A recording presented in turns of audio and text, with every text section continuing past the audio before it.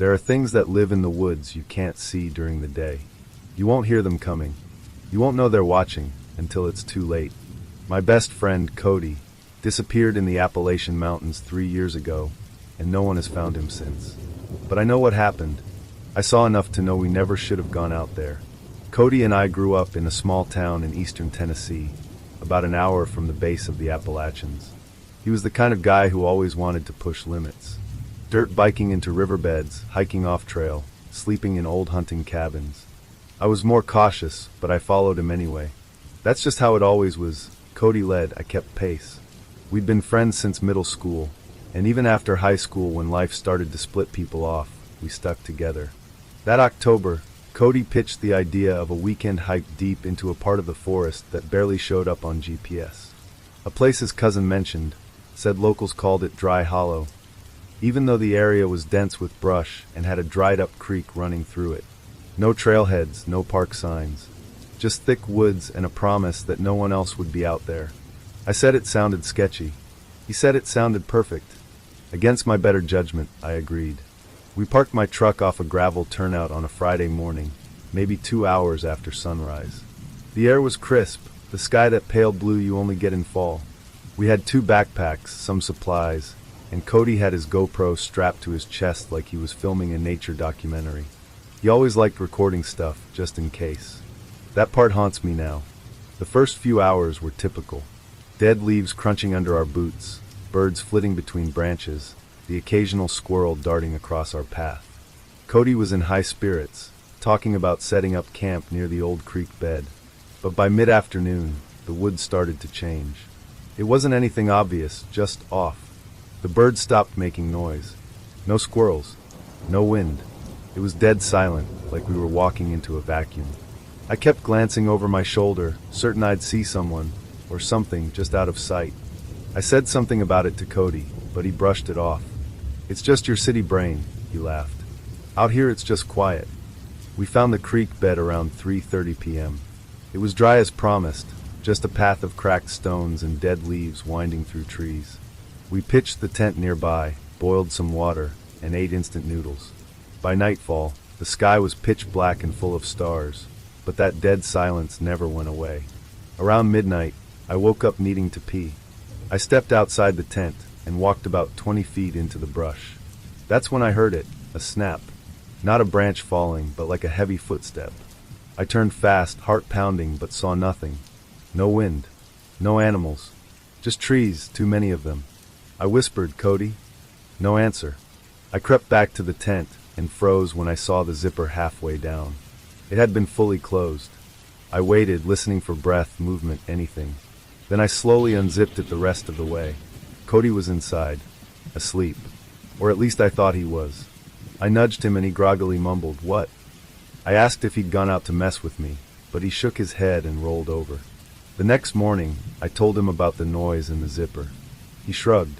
"Probably a raccoon. You're getting paranoid." But even he seemed more on edge after that. We didn't talk much as we packed up and started hiking deeper into the hollow, following the creek bed. That's when we found the structure. It wasn't a cabin, not really. More like a pile of old timber, roof half caved in, walls leaning like they'd collapse with a sneeze. No door, no windows, just a rectangular hole like an open mouth. Cody grinned like he'd found treasure.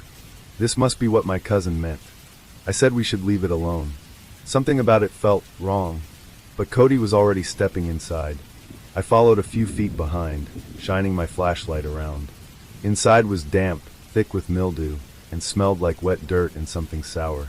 The floor was dirt, and in the corner was a pile of old clothes, torn, rotted, sun-bleached. Some were children's sizes. Cody crouched next to them, poking with a stick. "You think squatters lived here?" he asked. Then something crashed behind us. We both spun around, flashlights slicing through shadows. A section of the collapsed ceiling had fallen. That's all. But my nerves were on edge. I told Cody I was done. We should head back. He didn't argue, but we were already too deep. That night, we didn't sleep. Around 1 a.m., Cody sat bolt upright and whispered, "Do you hear that?" I listened. Low breathing. Not ours. Slow, shallow, like someone trying not to be heard. Then it stopped. We grabbed our flashlights and stepped outside. There were footprints around our tent. Bear. Human. Leading toward the trees. Cody didn't wait. He ran after them, yelling, "Hey! Who's out there?" I shouted for him to stop, but he didn't turn back. I chased after him, flashlight swinging wildly, catching glimpses of his backpack up ahead. The footprints veered downhill, back toward the creek bed. The woods were thick, trees pressing in on both sides. I kept running, heart hammering, lungs burning. Then I lost him. Just like that, gone. No sound of footsteps. No crashing through brush. Just silence. I screamed his name, over and over. No reply. I circled the area, shining my light everywhere. Nothing but trees and cold, and that crushing quiet. Then I saw it, his GoPro, lying on the ground, the strap torn like it had been yanked off.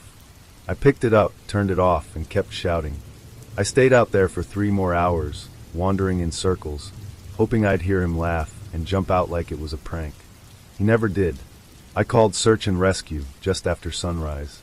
They brought dogs, drones, helicopters. For 5 days they searched. Nothing. No blood, no clothing, no signs of struggle. The only thing they found was the ruined cabin. And even that looked different. Like someone had removed the pile of clothes. I gave them the GoPro. The footage was corrupted, except for the last 14 seconds. You can barely make it out, but it shows Cody walking through the woods at night, whispering something like, "There's someone ahead." Then the camera jerks, hard, like it's being pulled from his chest. The screen goes black. No one could explain it. The official report lists him as missing, presumed lost. But I know that's not true. He didn't just get lost. Something took him. I haven't been back to Dry Hollow since. But sometimes, late at night, I plug the GoPro into my laptop and watch those last 14 seconds over and over, listening to his voice, trying to hear what he really saw. The last time I played it, I heard something new.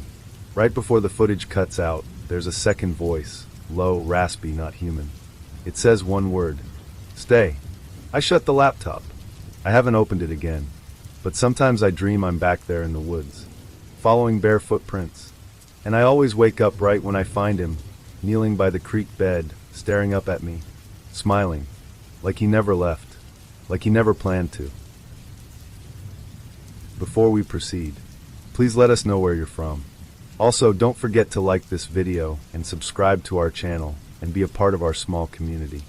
Let's continue. I used to think GPS was foolproof, that no matter how remote the road or how backwoods the shortcut, technology would keep me safe. I don't believe that anymore. Not after what happened last September, when I followed a detour through the Appalachian Mountains.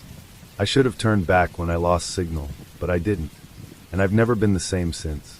I drive for a small logistics company that hauls specialty medical equipment across the southeast. That day, I was supposed to deliver a refrigerated unit from Roanoke to a clinic just outside Asheville. It wasn't a long haul, maybe 6 hours tops, and I'd made the trip plenty of times before. But there'd been heavy rains that week, landslides in some areas.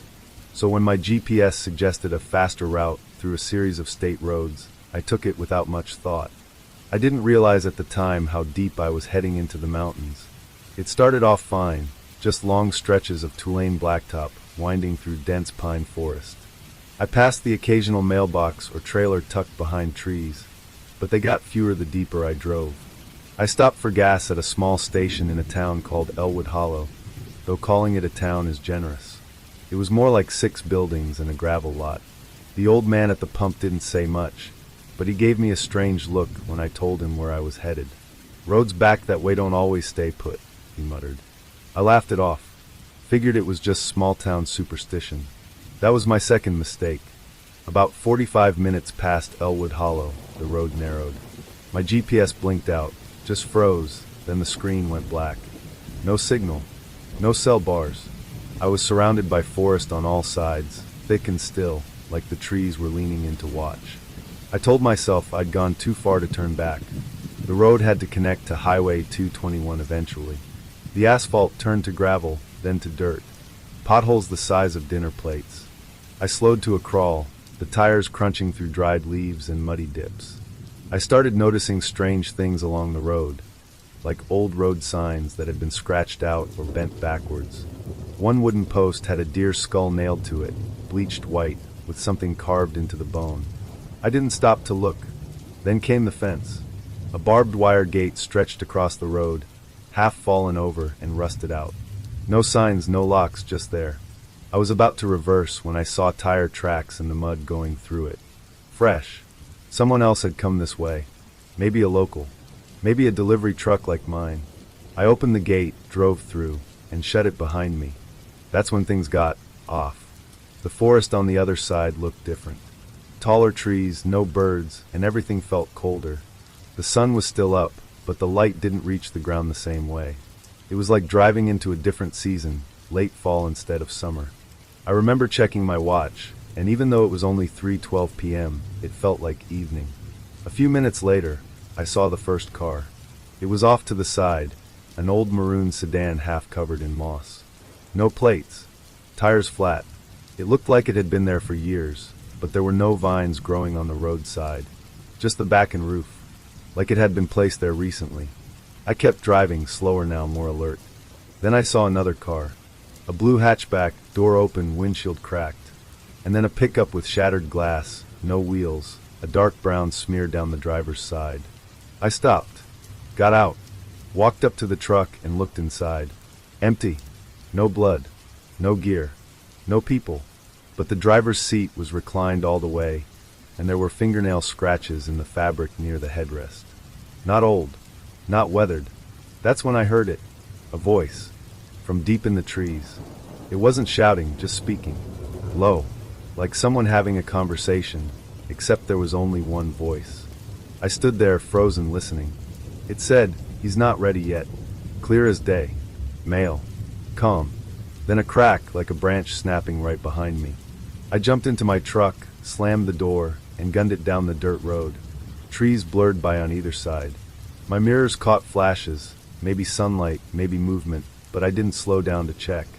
I drove like that for 10 more minutes before the road widened again, and I spotted a cabin. It looked abandoned. One-story wooden, moss crawling up the side. The porch had collapsed in on itself, and one of the windows was shattered. But the smoke, there was smoke coming from the chimney.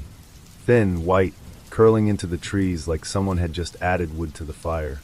I stopped my truck about 50 feet away and honked once. No movement. I stepped out cautiously and called out, "Hello? Anyone here? I need help.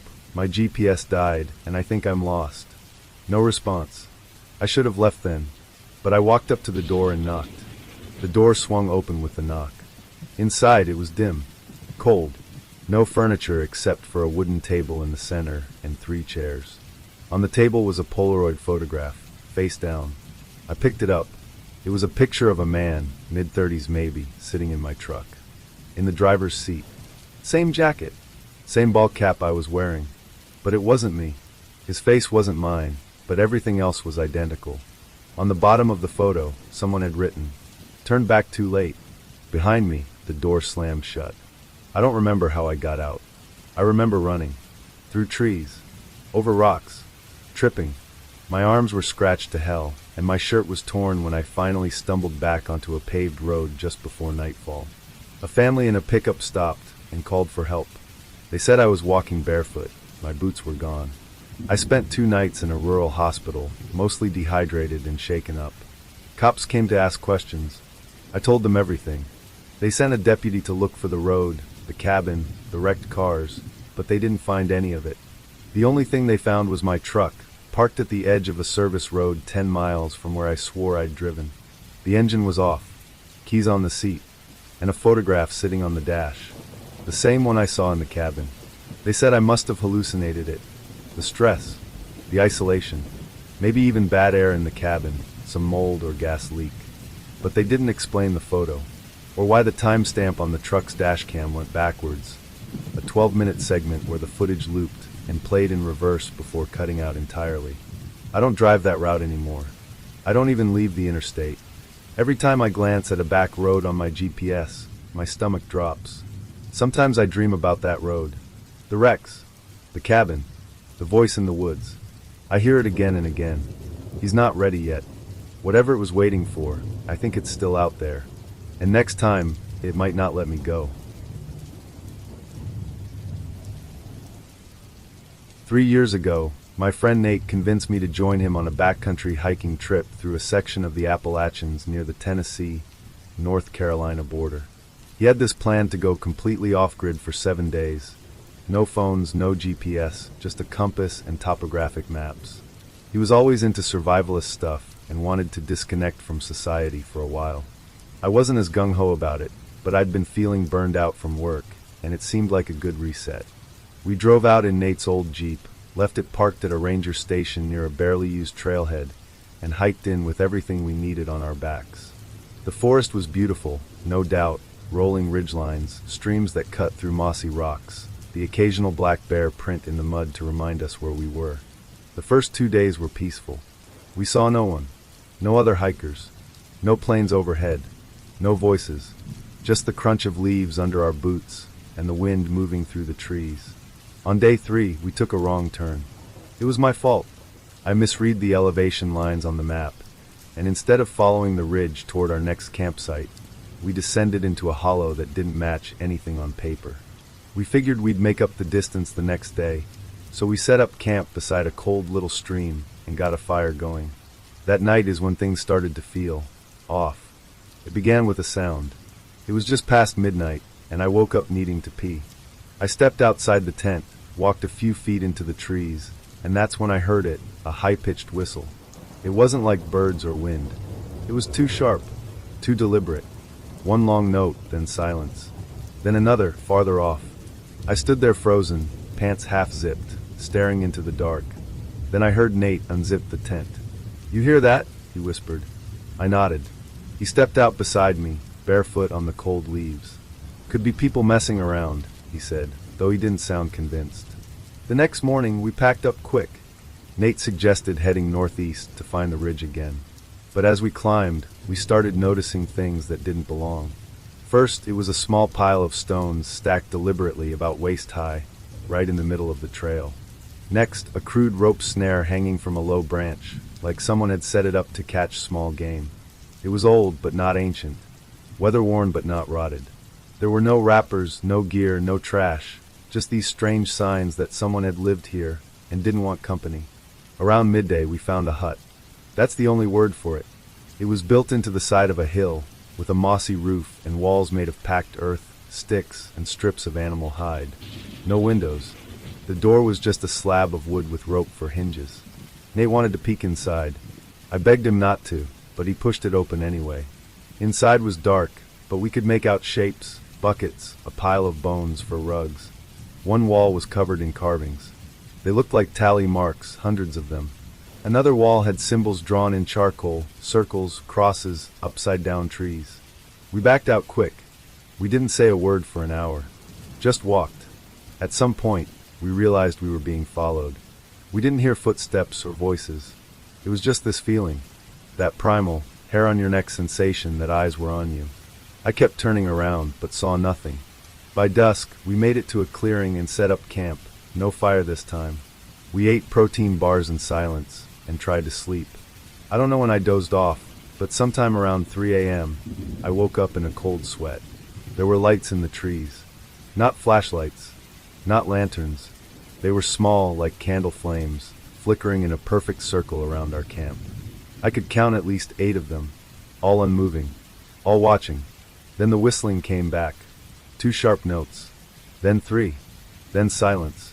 Nate whispered, "Don't move." We stayed frozen in our sleeping bags, eyes wide open, barely breathing. The lights stayed still for what felt like hours. Then we heard movement, soft footsteps on dry leaves, slow and deliberate. One of the lights moved forward, just a few feet. Enough for me to see a figure behind it. Human-shaped, tall, thin. Wrapped in something, fur or burlap or both. Its face was covered in a mask made of bark.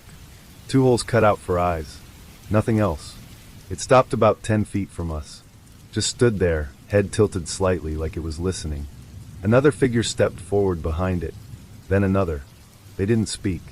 They didn't move any closer. Just watched. Then, one by one, they turned and walked back into the trees. The lights flickered out behind them. We didn't sleep. We didn't talk. As soon as the sky turned pale blue, we packed everything and ran. No breakfast. No compass. We just headed west and didn't stop. It took us almost 2 days to find our way back to the ranger station. We were dehydrated, covered in scratches, and both of us had lost nearly 10 pounds. The ranger who found us asked what happened, and we told him the truth, or most of it. He didn't laugh, didn't call us crazy. He just looked at us and said, "You weren't the first ones to come back out of those woods looking like that." Nate and I haven't spoken much since. We both moved away, started over. But I still think about those nights, about the tally marks on the wall, the bark masks, the perfect circle of lights, and the way they just watched, like it was a routine, like they'd done it before. Sometimes I wonder if they were measuring us, testing our fear, seeing if we were worth taking. And I still ask myself what would have happened if we'd lit a fire, or opened our mouths, or run. I don't hike anymore. I don't even like driving near the tree line, because the truth is, there are people who live in those mountains. People who don't show up on maps, who don't talk, and who only move when the sun goes down. And if they're still watching, I don't want to give them a reason to come looking again. It was supposed to be a guy's weekend, just me, Matt, and Jace. 3 high school friends who hadn't hung out properly since college. Matt had recently bought a drone and wanted to shoot some videos of the Appalachian ranges in fall. Jace was the one who picked the area, some rarely hiked section of forest off a service road a few miles south of Damascus. No official trails, but Jace had found an old hunting map online that showed elevation contours and water sources. We weren't looking for trouble, just quiet, a weekend without cell service, noise, or any obligations. We packed light, freeze-dried food, water filters, basic gear. Matt brought the drone, I brought my Nikon, and Jace brought a bottle of whiskey for the nights. We parked Matt's SUV on the shoulder near a decommissioned fire road and hiked in. It was beautiful, miles of yellow-orange canopy, the smell of pine and wet leaves, and not another soul in sight. It felt exactly like what we needed. On the second day, we went off the old hunting map's suggested route. There was a high ridge with good sunlight where Matt wanted to fly his drone. From up there, you could see for miles dense forest, broken only by the occasional stream and what looked like old stone walls or fence lines. That's when Jace spotted it on the drone feed, a rectangular shadow beneath the trees about a half-mile downhill. Square edges, too uniform to be natural. Matt was immediately curious. Could be an old ranger shack or moonshine still, he said. Jace agreed. I didn't. Something about it gave me a weird feeling, like we weren't supposed to know it was there.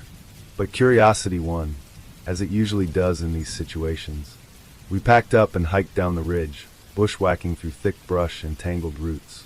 We found the cabin just after 4 p.m. It was mostly hidden, overgrown with vines and half sunken into the slope. The roof sagged but held, the door leaned on rusted hinges, and the wood was silvered with age. No path led to it, no fire pit, no signs anyone had been there in years, decades even. We stood in front of it for a full minute, saying nothing. Then Matt stepped up and pushed the door open. The inside was dark and stale, filled with the smell of mold, rot, and something chemical. Not strong, just faint, like an old hospital room. Sunlight slanted in through the broken roof, catching dust in the air. There was a metal-framed cot in the corner, a cracked mirror on the wall, and a table made from a split log and 2 stumps. And on that table, covered in grime, were dozens of Polaroid photographs. We gathered around them. They were curled from moisture, but intact. Each one showed a different face. Men, women, even children. Most looked scared or surprised. Some looked dazed. None of us said anything, just kept flipping through them. Then we found the back row. They were labeled. Each photo had a name written in faded black ink. Some had dates, going back decades. The most recent said, Evan, September 2004. Matt muttered, "What the hell is this place?" Jace backed toward the door. "We shouldn't be here." That's when I noticed the camera. It was on the floor in the corner, pointed at the table, lens cracked. Next to it were empty medicine bottles, a torn jacket, and a notebook sealed in a plastic bag. I picked it up. The cover was water damaged, but still legible. Inside were lists, names, measurements, notes. Words like resist sedative, requires restraint, observe reaction to isolation. I looked up. This wasn't a home, I said. It was a lab. Matt cursed under his breath. Jace turned and threw up outside the door. We decided to leave. Fast. As we stepped out of the cabin, Matt stopped. His drone was hovering overhead, but he hadn't launched it. The controller was still in his backpack. "I didn't start it," he whispered. We looked up. The drone hovered still. Then, without warning, it zipped backward toward the ridge, toward where we'd camped the night before. We chased it without thinking. Branches whipped at our arms. The sky was darkening fast, and we were off trail in unfamiliar territory. I yelled for Matt to just let it go, but he didn't listen. He was fixated. The drone stopped again, just over a low ridge. As we crested the top, we saw it, hovering 10 feet above the ground, directly over our tents. Except our tents weren't there. Just ashes. A black circle on the ground, where they had been. The drone dropped straight down, crashed. Then came the sound, movement in the trees. Heavy, not animal. More than one. We spun around. Shapes. At least 2 people, maybe more, just standing between the trunks. No flashlights. No talking. Just watching. Jace whispered, "We need to go." And then we ran. We didn't sleep that night. We didn't even try. We huddled in a dry creek bed miles from the cabin, too scared to light a fire. Every sound felt louder. Every shadow too deep. At first light, we hiked nonstop until we found the fire road and eventually Matt's SUV. None of us said a word the whole ride back. We didn't report it. What would we even say? That we found an unlisted cabin filled with photographs of strangers, and someone else flew our drone. A week later, Matt called me. He sounded shaken. Said he'd checked the SD card in the drone. There was a new video. It showed all 3 of us asleep in our tents the night before we found the cabin. The camera had been placed on the ground, maybe 5 feet from Matt's tent. The footage was still, silent, except at the end when a shadow moved across the lens. A tall figure, bending down like it was reaching for the drone. Then a voice. Calm. Soft. "He's not ready." Matt moved out of state 6 months later. Jace deleted all his social media and won't talk about the trip. As for me, I still have the notebook we found in that cabin. Sometimes when I can't sleep, I flip through it.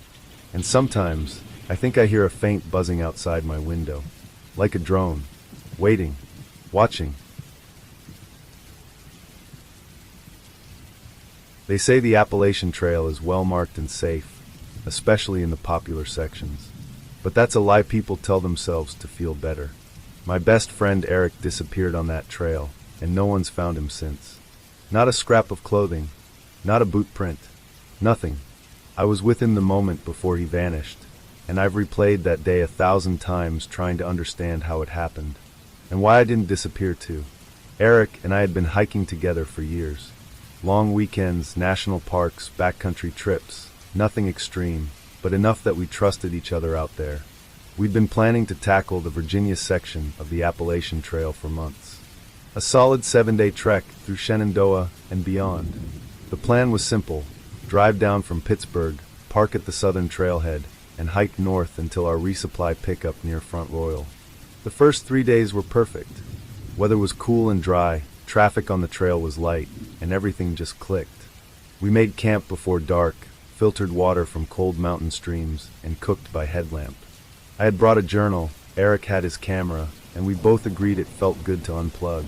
No phones, no maps beyond the paper ones, just the trail, the woods, and us.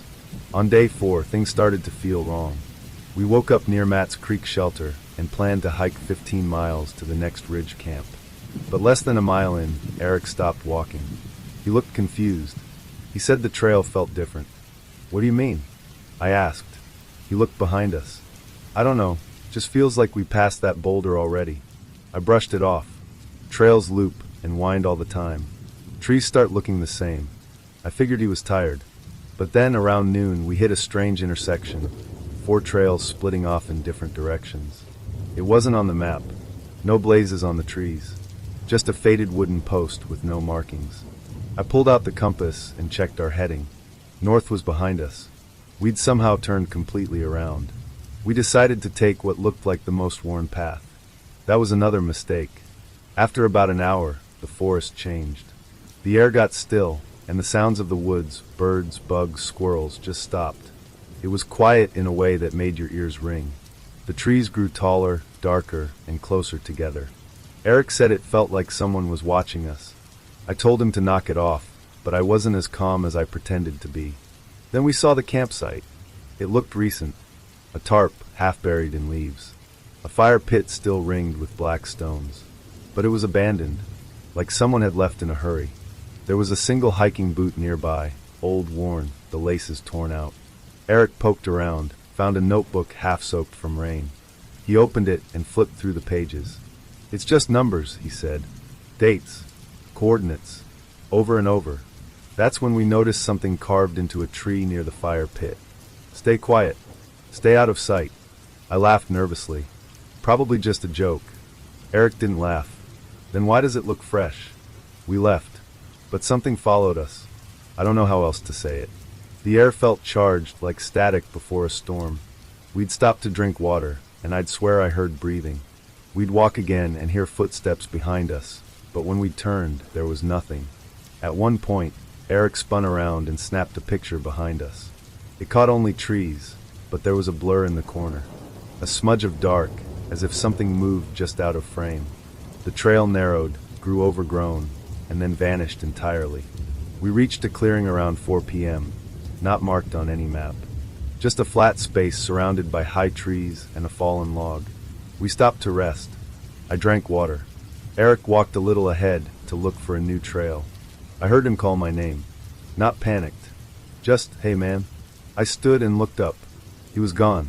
I thought maybe he was behind a tree or taking a leak. I walked in the direction of his voice, calling out, laughing nervously. "All right, you got me. You win." No answer. I searched the whole clearing.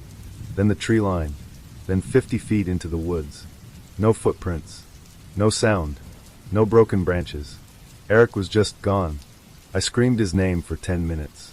I ran in circles. I left my pack in the clearing and kept pushing through the underbrush. Eventually I had to stop. I was shaking, dizzy, and lightheaded. I went back to the clearing. My pack was there, and so was his camera, placed neatly on the fallen log. I waited there until dark. I built a fire. I cried. I screamed. Nothing came back. At dawn, I began walking, no compass, no GPS. Just moving in the direction I hoped was north. It took me 2 days to find a ranger station. I was scratched, half-starved, and incoherent. Search and rescue was called. They combed the woods for a week.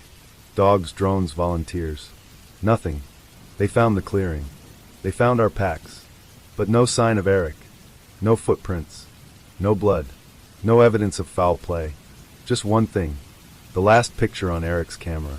It's a photo of me, standing in the clearing from a low angle, like someone was crouched behind a bush. My back is turned. I didn't know it was being taken. And in the tree line behind me, there's a figure. Not close. Not clear. But tall, pale, and still. I didn't see it that day. But it saw me. Eric's case is still open. Technically he's listed as a missing hiker. But people go missing on the Appalachian Trail all the time. It's not that rare. What is rare is having a front row seat to someone vanishing in broad daylight. I haven't hiked since. I don't go near woods. And sometimes when I walk past dense trees or sit alone at night, I feel that same pressure in the air, the silence, the watching. And I wonder, was Eric taken by something? Or did he follow it willingly? I should have turned around the minute my phone lost service. I'd driven through 100 rural backroads before, but something about this town felt wrong the second I crossed the rusted sign that read, "Welcome to Briar Glen, population 317. I came here chasing a freelance photo assignment, a quick stop to document an abandoned coal plant for a niche magazine. I figured I'd be in and out by evening, but the road never spit me back out. I'm not new to weird places. I've done odd jobs across the Midwest and Deep South, shooting derelict buildings, mining towns frozen in time, old train yards no one dared step in anymore. So when a contact from the magazine sent me GPS coordinates for a forgotten plant up in the Appalachian Range, I jumped at it. It was supposed to be a ghost town. No people, just remnants of industry. I arrived late afternoon, driving my dusty Subaru through winding roads that barely showed up on my GPS. The last signal I caught before it blinked out was about 15 miles from the town. Past that point, it was all pines, ridgelines, and eerie silence. No cell towers, no gas stations, just one long, cracked stretch of road into the woods. And then, Briar Glen appeared, like something that wasn't supposed to be there anymore. The town was too quiet. Not abandoned, just silent in a way that set my nerves on edge. Houses lined the main road, weather-beaten and sun-faded, but lived in. I saw curtains twitch. A porch swing creaked in the wind, though there was no wind. A man in overalls watched me from his rocking chair and didn't wave back when I nodded. Just stared. No smiles. No curiosity. Just quiet watching. I parked near the town square. There was an old diner, a general store with dusty windows, and what looked like a chapel or courthouse. I got out, camera in hand, and started walking toward the plant at the far edge of town. It loomed in the distance like a dead relic, gray, towering, half-eaten by vines and rust. The perfect shot. That's when I noticed something off. The cars parked in town were decades old, but pristine. I'm talking 70s trucks and 60s sedans, clean and polished like they'd just rolled out of the factory. No modern tech in sight. No streetlights, no satellite dishes, not even power lines running in or out. It was like the town had been sealed off from time. I tried to ask a woman on her porch where I could find the plant entrance, but she just shook her head and shut her door. A kid riding a tricycle stared at me blankly before wheeling around and vanishing down an alley. The farther I walked, the more I realized how unwelcome I was. Still, I was already there. Might as well get the shots and leave.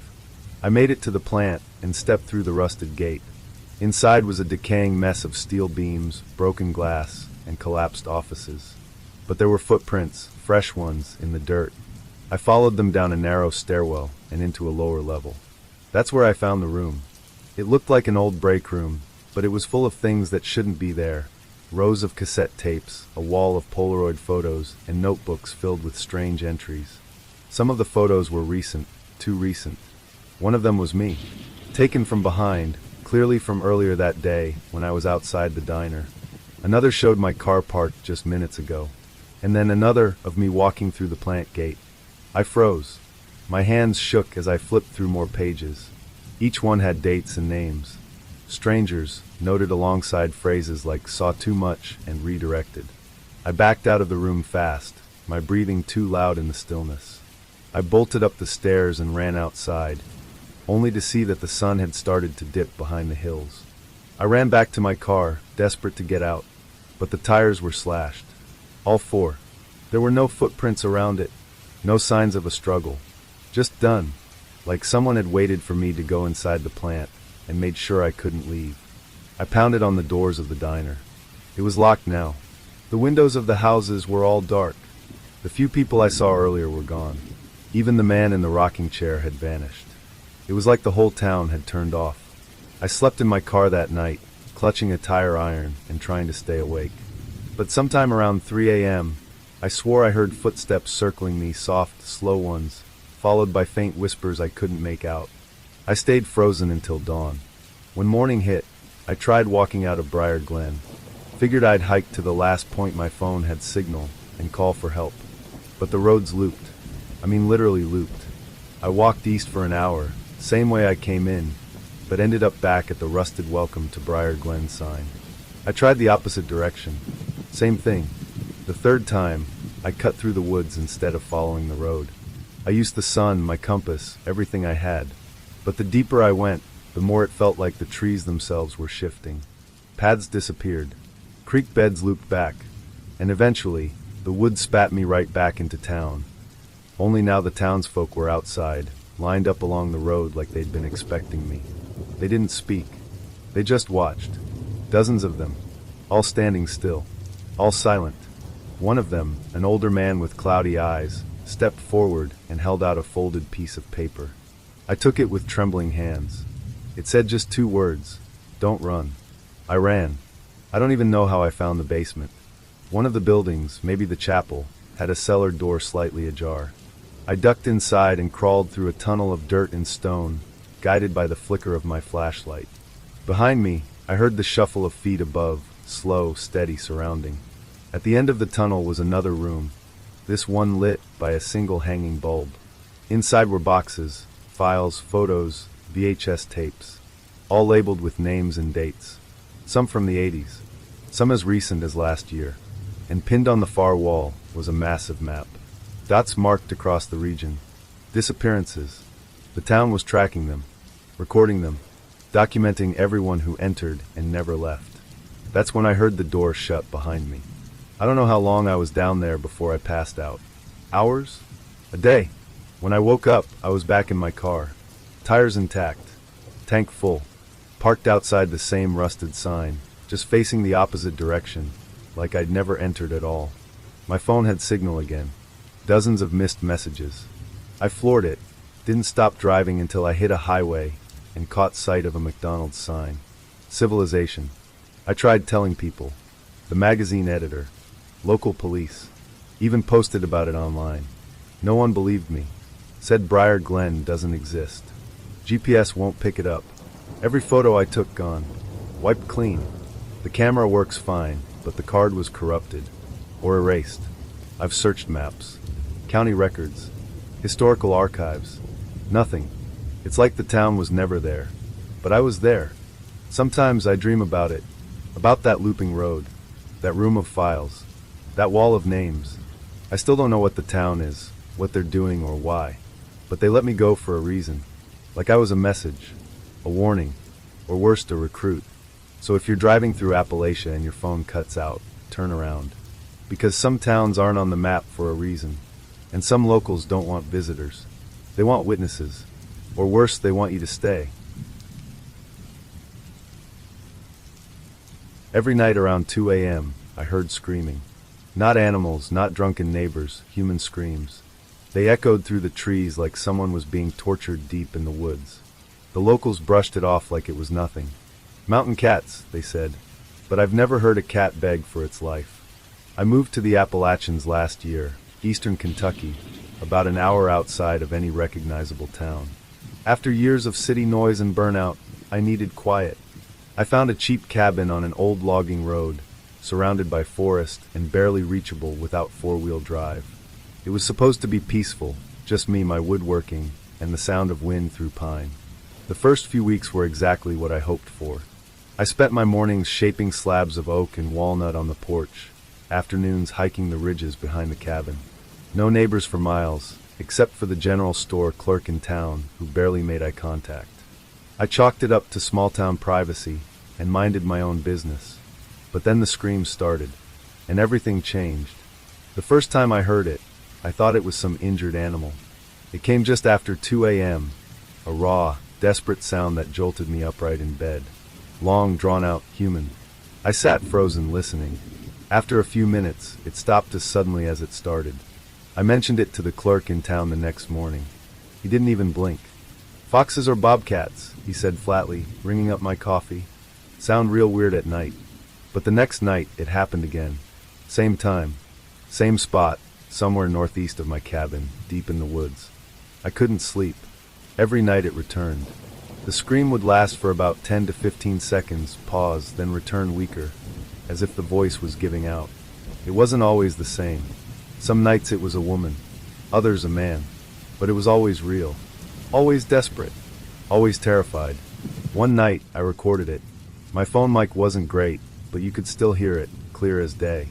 I drove back to the general store the next morning and played it for the clerk. He stared at me for a long moment, then without a word, walked into the back room and didn't return. That same day, an envelope showed up on my porch. No return address. Just my name. Inside was a folded piece of paper with a hand-drawn map and a single sentence. "If you're going to look, bring a shovel." I didn't know who sent it or how they knew what I was thinking, but I couldn't ignore it anymore. That night, I packed a flashlight, gloves, and a shovel in my truck. I followed the map down a forgotten trail, so overgrown I had to ditch the truck halfway and walk. It was dead silent in the woods.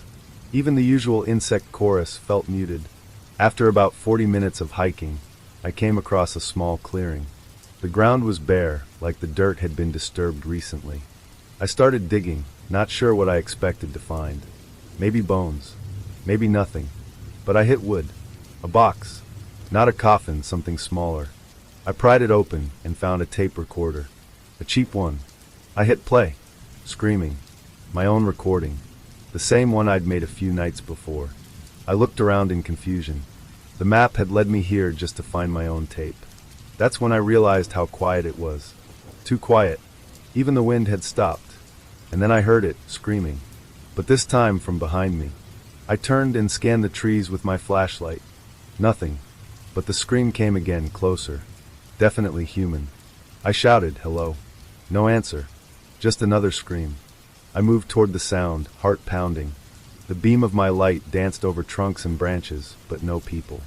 Then movement. A figure stumbling through the trees. A man, filthy and shaking. Clothes torn, face gaunt. He collapsed when he saw me. I dropped the shovel and ran over. He grabbed my arm, breath ragged. They don't let you leave, he wheezed. They use the tapes. They record you screaming. And then they put it out there so someone else comes looking. I helped him up. Who's they? He just shook his head. Diggers. Recorders. They watch you from the woods. Suddenly, the man's face twisted in terror. Behind you, he gasped. I spun around and caught a glimpse of someone ducking behind a tree. Then another silhouette. Then another. We were surrounded. Figures just at the edge of the light, not speaking, just watching. I yanked the man up and we ran, back toward the trail, through thorn and branch, not stopping even as branches whipped across our faces. Somehow we made it to my truck. I shoved him in the passenger seat, floored it, and didn't look back. I didn't stop until we were 20 miles down the main highway. I took the man to the hospital in the next county. He had no ID, no clear memory of how long he'd been out there. Said he was hiking the Appalachian Trail last fall, when he got lured off trail by cries for help. Then nothing. He remembered a shed. Darkness. Voices playing tapes of screaming. He said they fed him just enough to keep him alive, and always recorded him when he screamed. I tried to report what happened. Sheriff didn't want to hear it. Claimed I was making it up. The man, who they later ID'd as a missing hiker from Virginia, was sent back to his family, who didn't want to talk to the press. The story got buried. When I got home, I found another envelope taped to my door. No words. Just a cassette tape. I don't have a player, so I drove to a pawn shop the next day to get one. Brought it home. Played it. It was me. Screaming. Not the recording I made earlier. Not the hiker. Me. Screaming things I never said. Begging for help. Screaming like someone was tearing me apart. I don't know how they got it. Or when. I don't even remember ever screaming like that. But the tape sounded recent. Like last night. I don't sleep well anymore. Not just because of the nightmares, but because every night at 2 a.m. I still hear it. Not out in the woods. From inside the walls. And I've started to notice things missing. A shirt I didn't remember wearing. Footprints in the backyard I didn't make. I think they're not just watching now. They're recording again. And this time, I'm not sure I'll hear the screams before they come. I worked in a remote Appalachian sector in West Virginia, part of the Monongahela Range. It was mostly old-growth forest, few trails, and barely any visitors besides the occasional hunter or lost hiker. The park was understaffed, like most federal jobs, so I had the eastern ridge all to myself, about 30 square miles of dense wilderness barely mapped. My job was simple: monitor wildlife patterns, maintain trail cameras, keep logs of suspicious activity, and assist with rescues when needed. I lived in a ranger outpost, basically a one-bedroom cabin with a radio tower, a wood stove, and a backup generator. No cell service. No neighbors. It was quiet. Beautiful, even. For a while. Things started small. The first odd report came from a couple hiking in mid-September. They'd wandered off trail and swore they heard a woman crying in the woods at night. When they called out, the crying stopped, then started again, farther away. They thought it might be a hurt camper, but never found anyone. I logged the incident and checked the area. No campsites. No sign of a struggle. Nothing. A week later, I found one of our trail cameras ripped clean off the tree. Not just knocked down, torn off, with the metal bracket twisted like paper. That's not something a deer or black bear does. I reported it to my supervisor. He told me not to worry about it. Maybe a poacher. But we hadn't had poachers in that sector in years. Over the next month, the wildlife started acting strange. One morning I found 3 deer carcasses arranged in a triangle about 50 feet off a logging path. No blood, no bullet wounds, just dead. Rigor mortis hadn't even set in yet, like they'd just dropped. The next day they were gone. Not dragged away, just gone. I was trained in wildlife patterns. I knew the habits of predators. Coyotes scatter kills. Bears rip and gorge. This was none of that. And then there were the voices. I'd go on night patrol with my radio and thermal scope, just to check things out. More than once, I heard voices whispering in the trees, not talking, just repeating. My name, my rank. One night I heard the voice of my old training officer who'd been dead 3 years, repeating the exact phrase he used to say on the job. Keep your back to the trees, rookie.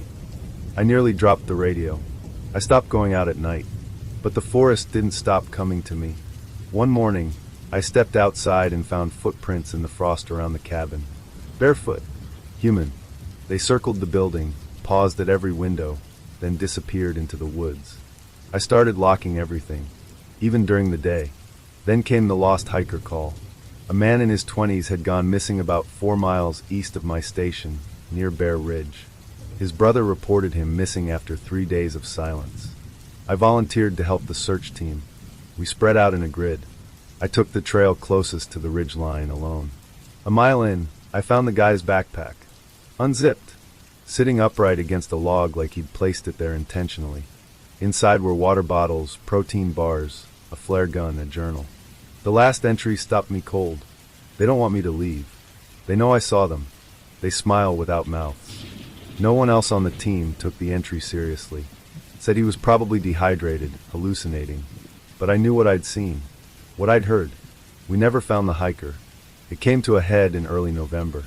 I was sleeping with the lights on by then. My generator had been acting up, but I kept the radio charged and my rifle close. That night, just after 2 a.m., the cabin phone rang. It never rings unless it's an emergency from base. I picked up. Static. Then, through the line, I heard my own voice. Screaming. Not yelling. Screaming like I was being torn apart. Then silence. I dropped the phone. My flashlight wouldn't turn on. The generator died. Then came the knock. Not at the door. At the back window. One single knock. Then another. Then 3 more from the other side of the cabin. I didn't move. I didn't breathe. Just sat on the floor with my rifle aimed at the door, heart hammering. And then nothing. Hours passed. Dawn came. Power returned. I checked the windows, no prints. No tracks. But deep in the woods behind the cabin, I found a tree. A tall pine with bark stripped off in a perfect square about the size of a man's face. Carved into it, in neat rows, were names. Dozens of them.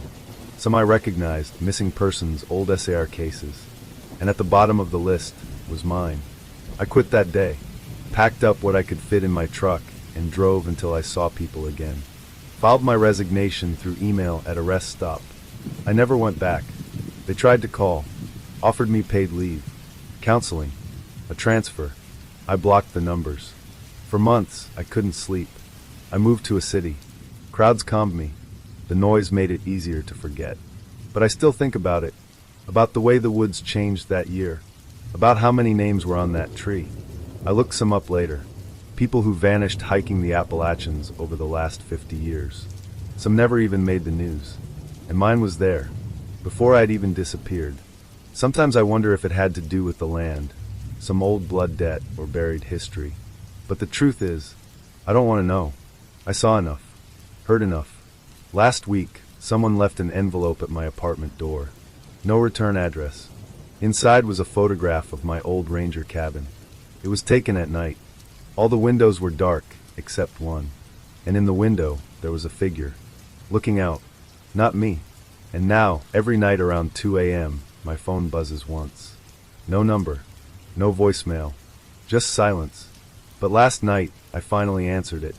And through the static, I heard my voice again, whispering, "They never let you leave." Not really.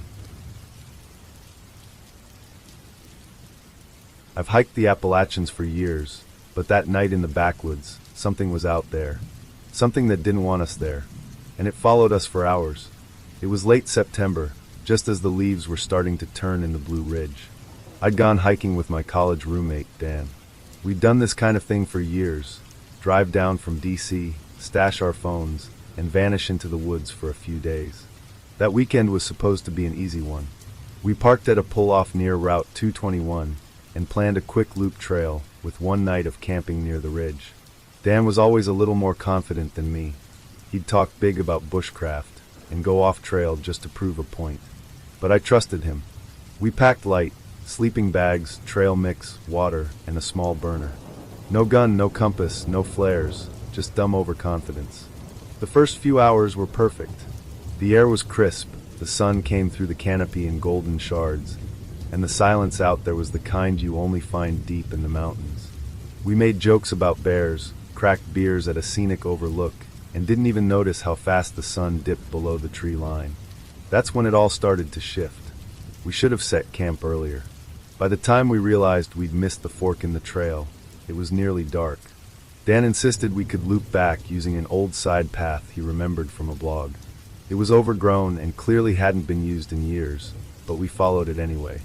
The trees grew tighter, the terrain got rougher, and then the woods just changed. I can't explain it clearly. The wind stopped. The cicadas stopped. Even our footfalls felt muffled, like the forest was swallowing sound. There was no moon, and our headlamps barely cut through the undergrowth. Branches clawed at our legs. It felt like the trail didn't want to be followed. That's when we heard the first snap. It was behind us, too loud to be a branch falling. We stopped, turned around. Nothing. Just black trees and underbrush. But something about that sound, it wasn't random. It had weight, like footsteps. Dan whispered, "Probably a deer." I nodded, but we both picked up the pace. 10 minutes later, another snap. Closer. Still behind us. This time Dan stopped and shined his flashlight around. The beam caught trees, moss, and movement. Something ducked. Something tall. He swore under his breath, said, "No way, that's a deer." We kept walking. Faster now. I was sweating even though the temperature had dropped into the low 50s. Every 30 seconds, another sound. Twigs breaking, brush rustling, something following, but never close enough to see. We turned off our lights at one point, hoping maybe we'd throw it off. That only made things worse. In the dark, the woods pressed in like a vice. Eventually we stumbled into a small clearing, a half-flooded sink of earth surrounded by black trees. We decided to make camp there out of desperation. Set up no tent, just sleeping bags and a small fire. We figured if anything really was following us, the fire might keep it away. It didn't. Around 1 a.m., I woke up to Dan sitting upright, staring into the trees. The fire was low, barely embers. I whispered, "What is it?" He just held a finger to his lips. Then I heard it, breathing. Not Dan's. Deep. Slow. Wet. Like someone with fluid in their lungs. It was coming from the tree line, just out of view. We sat there frozen, ears straining. Then footsteps. One step. Two. Crunching leaves, slow and deliberate, just past the fire's glow. I grabbed a flashlight and turned it on. Nothing. No movement. No breathing. But I swear I saw a shape vanish behind a tree, a silhouette too tall, too thin. Dan stood and whispered, "We're not staying here." We grabbed our stuff and started walking, fire forgotten. No trail now, just direction. Downhill, toward where we thought the road might be. Every 100 feet, the sound came back. Twigs breaking. Branches pushed aside. Always behind us. We reached a ravine just after 3 a.m.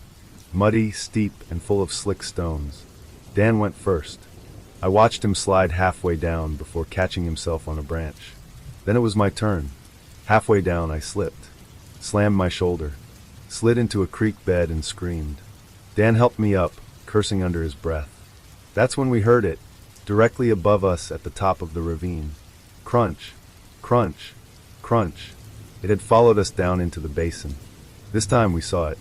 Backlit against the faint stars, something stepped into view. Not clearly human. Long limbs. No flashlight. No pack.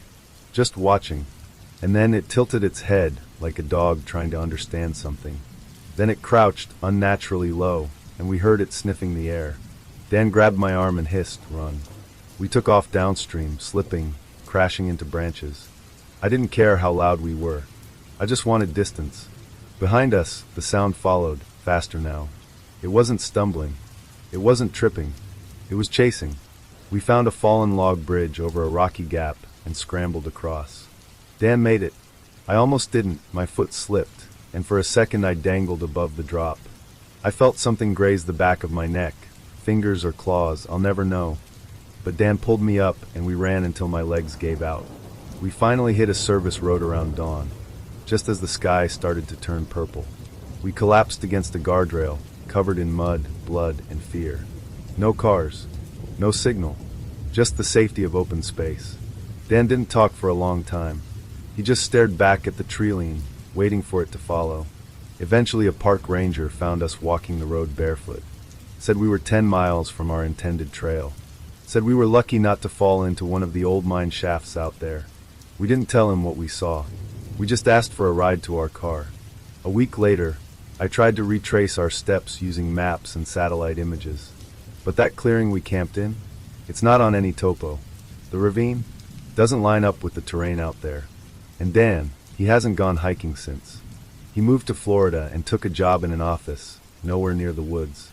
Sometimes I hear something at night when I'm trying to sleep. A slow breath, wet, like lungs full of water. I don't know what followed us in those woods, but I've never gone back. And I never will. I grew up in rural western North Carolina, right near the Tennessee border, Appalachian country through and through. Small town life, dirt roads with more potholes than pavement. My dad was a logger, and my mom cleaned houses for the rich weekenders who bought up land they didn't understand. We didn't have much, but we knew the woods like the back of our hands. My best friend growing up was a guy named Mason Rowe. Mason was the kind of kid who could track a deer barefoot and had squirrel stew simmering on his stove by dinner time. We were close, closer than brothers. By the time we hit 20, we were working together as maintenance guys for the county, clearing brush, repairing trail signs, the occasional tree removal. It wasn't glamorous, but it paid, and it meant we got to be out in the woods most days. One summer morning, the sheriff called us in for a side job, a search and rescue thing. A hiker, woman in her 30s, had gone missing near a stretch of backcountry trail that didn't see much traffic. It was an unofficial path, not even on the map anymore, but people found it online and treated it like a hidden gem. They wanted us to help clear and mark the trail for the search team. But what happened next wasn't a rescue. It was something else entirely. We met the sheriff and 2 deputies at the edge of an old fire road. Mason and I were both surprised by how tense they looked. Guns on their hips, radios crackling, no smiles. Sheriff Daniels pulled me aside before we started. "If you see anything weird," he said, "you tell me first." "Got it." I nodded, thinking he meant maybe an animal carcass or a moonshine still. But his tone dead serious. That set something off in me. This wasn't a routine search. We started up the overgrown trail around noon. Sunlight barely broke through the thick canopy, and the air had that muggy, mosquito-slick weight to it. We cleared vines, marked trees with orange tape, and kept moving up the slope.